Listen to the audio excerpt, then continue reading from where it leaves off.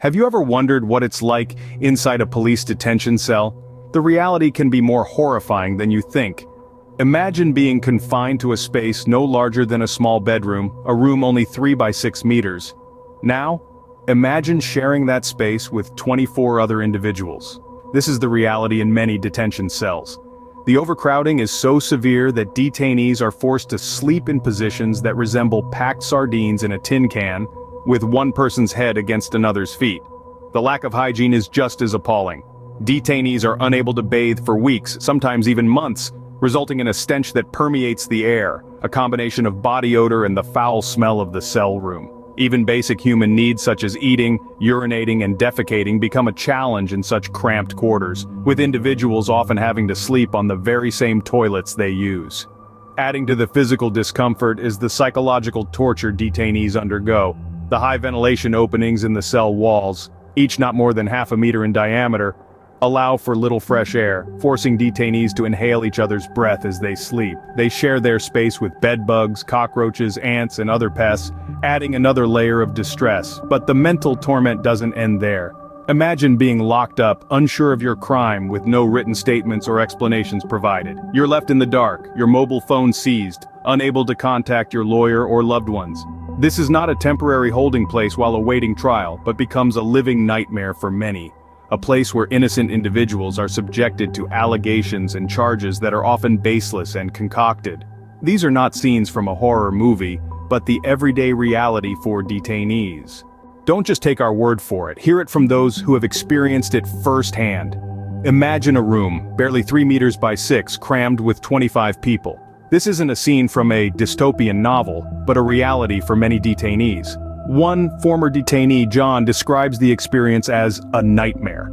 He recounts, "The cell room was a cesspool of human despair. The smell alone was enough to drive you mad. We were forced to eat, sleep, and even relieve ourselves in the same room. The toilet facilities were shared and, more often than not, non-functional. Even the basic necessity of bathing was a luxury we were denied." Psychological torture is another deeply scarring aspect of the detention experience. Jane, another former detainee, shares her story. "The physical discomfort was excruciating, but the mental torture was worse. They packed us like sardines head to foot. Sleep was a battle, with the fear of insects crawling over you and the stench of the cell filling your nostrils. But the worst was the dehumanization, the constant belittlement and threat from the officers.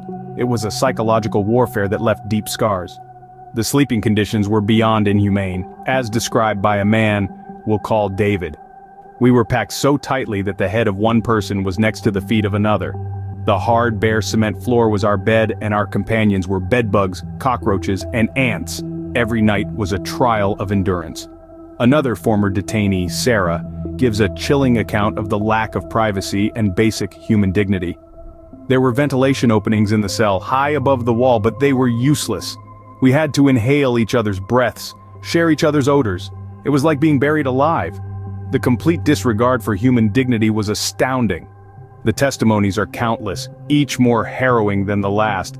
They paint a picture of a system that is not just broken but actively dehumanizing. A system that seems to take pleasure in the degradation and despair of its captives. These are real stories from real people, and they are not alone. The issue extends beyond the physical conditions of the cells. Indeed, while the squalor and inhumanity of the detention cells are abhorrent, they only scratch the surface of a far more sinister issue. We're dealing with a systemic decay, a corruption that gnaws at the very core of our justice system. Consider the dubious allegations that are often levied against innocent Nigerians. These are not mere mistakes or misunderstandings. They are deliberate attempts to criminalize and exploit those who find themselves at the mercy of the police. Charges like criminal conspiracy and mischief are conjured out of thin air, turning matters that are purely civil into criminal cases. Then there are the ambush arrests, where unsuspecting individuals are picked up and thrown into these sordid cells without a shred of evidence against them. No written statements, no clear charges, just the cold, hard floor of a detention cell.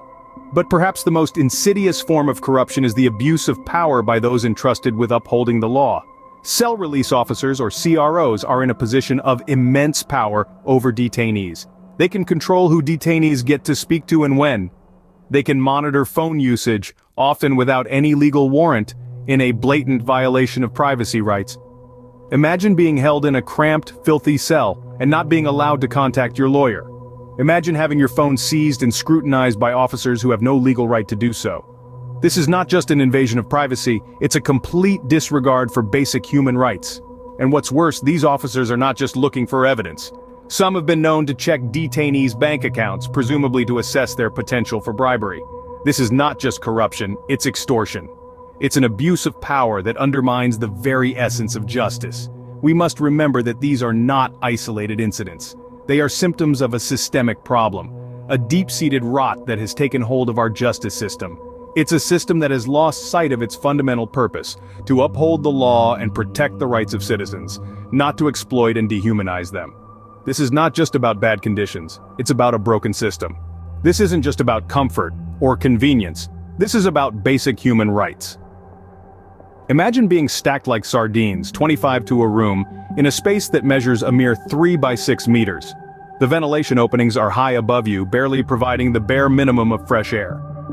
The ability to breathe freely, to move without stepping on another person, are luxuries you can only dream of. Every day, detainees are subjected to these conditions, their most basic human rights stripped away. This isn't a scene from a dystopian novel. This is the harsh reality for those detained in Mabushi's police cells in Abuja. These conditions are more than just uncomfortable. They are an assault on human dignity.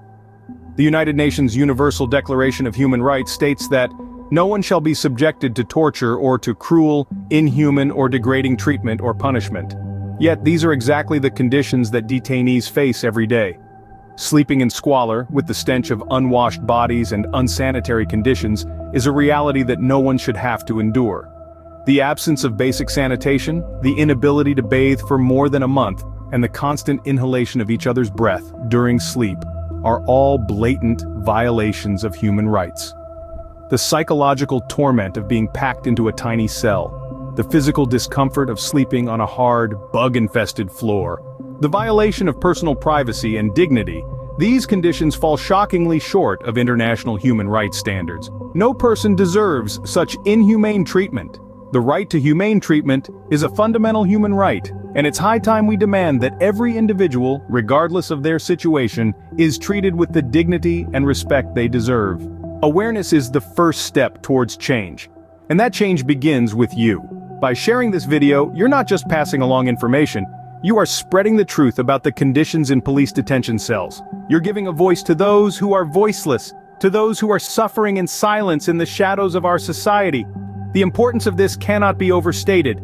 Each share, each conversation, each acknowledgement of this issue has the power to incite change.